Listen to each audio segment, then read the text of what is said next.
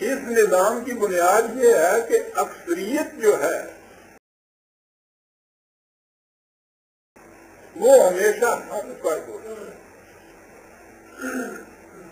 پہلے تو ووٹنگ سے اکثریت کی روح سے جس کے حق میں زیادہ ووٹس آئیں وہ منتخب صحیح نمائندہ. پھر مجلس قانون ساز میں جس قانون کے حق میں اکثریت ہو وہ صحیح قانون. اور قرآن کریم کہتا ہے کہ وَإِن تُطِعْ أَكْثَرَ مَنْ فِي الْأَرْضِ يُضِلُّوكَ عَنْ سَبِيلِ اللَّهِ. اگر تم نے معیار حق و صداقت گنتی کو رکھا اور اکثریت کو رکھا تو یاد رکھو کہیں کے نہیں رہو گے، وہ تمہیں بہکا کے دوسرے طرف لے جائیں گے.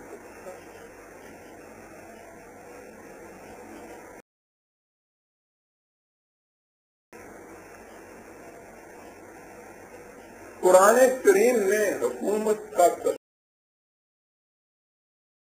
تصور ہی بدل دیا. اس نے کہا ملوکیت کسی ایک فرد کی حکومت ہو، خواہ اسے آپ بادشاہ کہیں، ڈکٹیٹر کہیں، اکثریت کی حکومت ہو، خواہ اسے جمہوریت کہیں. اس نے کہا سوال ہی نہیں ہے، کوئی انداز بھی ہوگا، کوئی گروہ بھی ہوگا،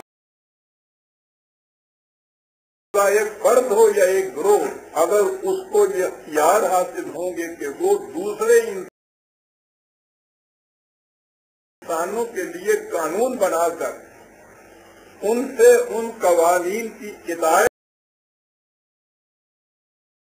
کرائے تو یہ تو انسانوں کا ایک گروہ دوسرے گروہ کا محکوم ہو جاتا ہے. اس نے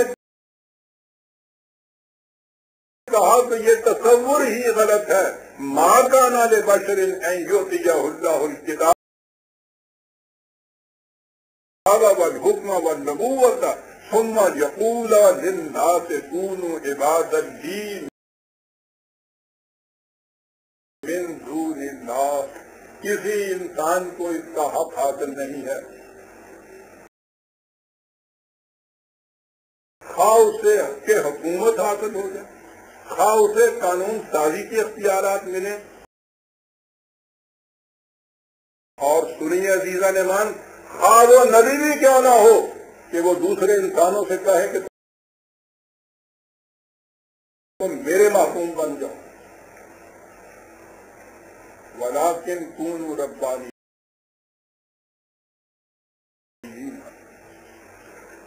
وہ کہے گا یہ کہ نہیں، کسی انسان کو حق حاصل نہیں دوسرے انسان پہ حکومت کرنا، صرف خدا کو یہ حق حاصل ہے.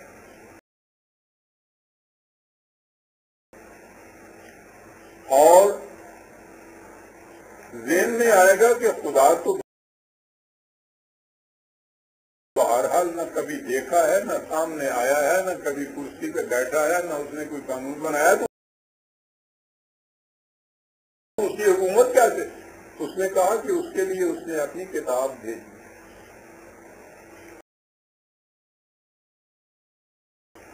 اور کفر اور ایمان کی حد امتیاز آپ روز فتوے کے دیکھتے ہیں نا، وہ کافر ہو گیا، وہ کافر، آج کا وہ کافر کل کا مومن ہوتا ہے.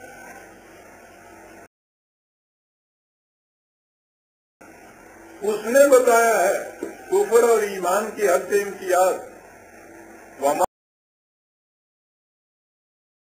لَّمْ يَحْكُم بِمَا أَنزَلَ اللَّهُ فَأُولَٰئِكَ هُمُ الْكَافِرُونَ.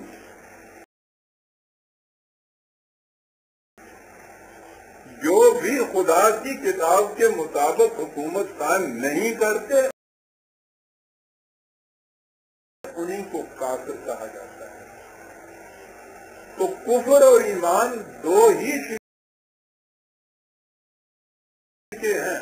قرآن کریم نے پوری انسانیت کو دو گروہوں میں تقسیم کیا ہے. کافر ومنہم کافر ومنہم ایک وہ جو خدا کی کتاب کے مطابق دنیا میں نظام حکومت قائم کرے،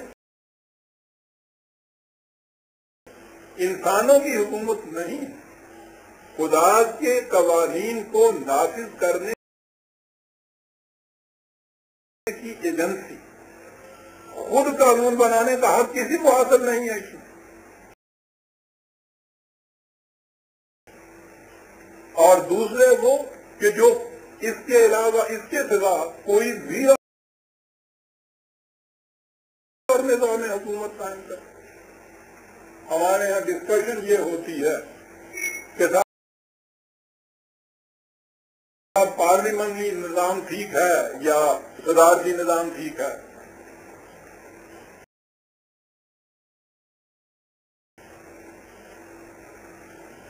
ڈسکشن پھر فارم آف گورنمنٹ کے اوپر ہوتی ہے۔ وہ کہتا ہے کہ فارم آف گورنمنٹ کا سوال نہیں ہے، بنیاد یہ ہے کہ کسی انسان کو حق حاصل نہیں ہے دوسرے انسانوں کے اوپر اپنا خود کا قانون نافذ کرے۔ قوانین ابدی ازلی غیر متبدل خدا نے دیے اور وہ اس کی کتاب کے اندر محفوظ چلے آتے۔ یہ جو انداز ہے خدا کی کتاب کو نافذ کرنا، ہمارے ہاں ایک اصطلاح ہے اس کے لیے، خلافت اس کو کہتے ہیں۔ ایک اصطلاح وہ چیز ہے، بات صرف یہی ہے کہ خدا کی کتاب کے احکام کو نافذ کرنا، اور اس کے سوا جو بھی نظام حکومت ہے اسے ملوکیت کہا جائے گا۔ قرآن نے بھی اسے کہا ہے ملوکیت۔ اقبال نے بھی اپنے ہاں جہاں ملوکیت کہا ہے وہاں وہ نظام کے جس میں انسانوں کو حق حاصل ہو قانون سازی کا دوسرے انسانوں سے نافذ کرنے۔ خلافت وہ نظام کے جس میں خدا کے قوانین کو نافذ کرنے کی ایجنسی مقرر کی جائے، اسی کو اسلامی نظام یا نظام خداوندی کہا جاتا ہے۔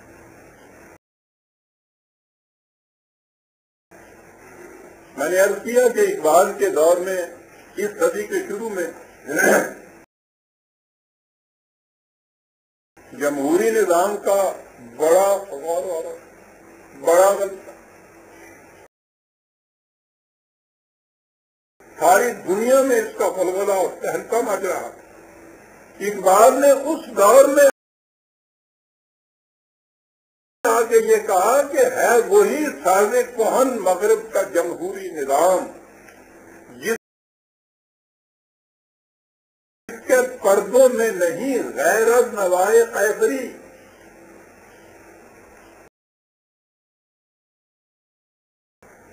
دیر استبداد جمہوری طباع میں پائے کو